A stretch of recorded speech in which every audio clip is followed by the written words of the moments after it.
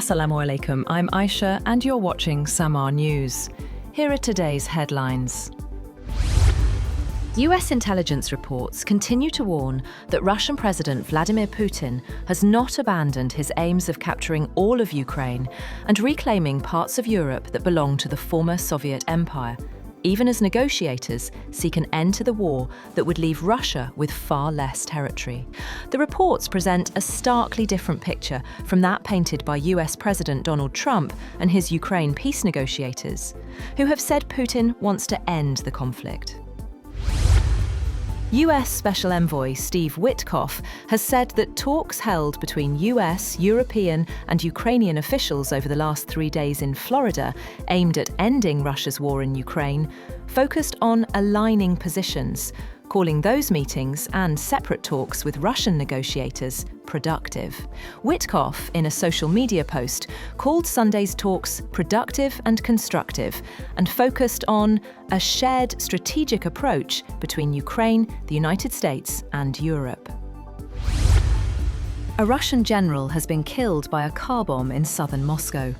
Russian investigators said they suspected Ukrainian special services could have been behind the attack. The bomb exploded under the Kia Sorento, driven by Lieutenant General Fanil Savarov, head of the Russian General Staff's Army Operational Training Directorate, as he left a parking space. Italy's competition authority has said that it has fined US technology giant Apple and 2 of its divisions €98.6 million over alleged abuse of their dominant position in the mobile app market. The regulator said the group allegedly violated European regulations with Apple's App Store, where it holds an absolute dominance in dealing with third-party developers. The watchdog opened the probe into the technology giant in May 2023, claiming the company penalised third-party app developers by imposing a more restrictive privacy policy on them from April 2021. Field Marshal Saeed Asim Munir has been awarded Saudi Arabia's highest national honour during his official visit to the kingdom. During the visit, the Chief of Defence Forces and Chief of Army Staff called on Saudi Minister of Defence, Prince Khalid bin Salman bin Abdulaziz Al Saud. The King Abdulaziz Medal of Excellent Class was conferred upon Field Marshal Asim Munir. The award is Saudi Arabia's highest national honour and recognises his distinguished military service, leadership and central role in advancing defence cooperation, strategic coordination and institutional linkages between the two countries.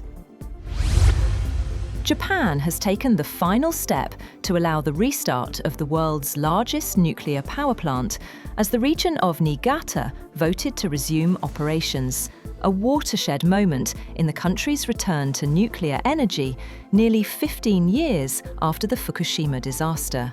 Kashiwazaki Kariwa, located about 220 kilometers northwest of Tokyo, was among 54 reactors shut after the 2011 earthquake and tsunami crippled the Fukushima Daiichi plant in the worst nuclear disaster since Chernobyl. Kashiwazaki Kariwa will be the first operated by Tokyo Electric Power Company, which ran the doomed Fukushima plant. Gold has jumped past the $4,400 per ounce dollars level for the first time, riding on growing expectations of further US rate cuts and strong safe haven demand, with silver also joining the rally to hit an all-time high.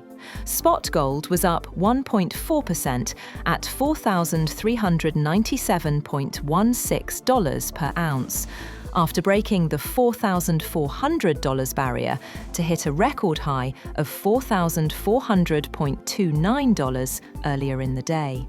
Spot silver climbed 3.3% to hit a historic high of $69.44. That's all for now.